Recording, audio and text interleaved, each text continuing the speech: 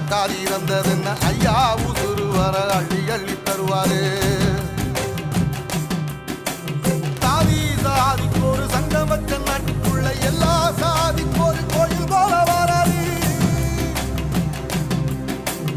இல்லை என்பதைய இல்லாம செஞ்சவர் தென்பாண்டி கேரளா தெருமேல வராது.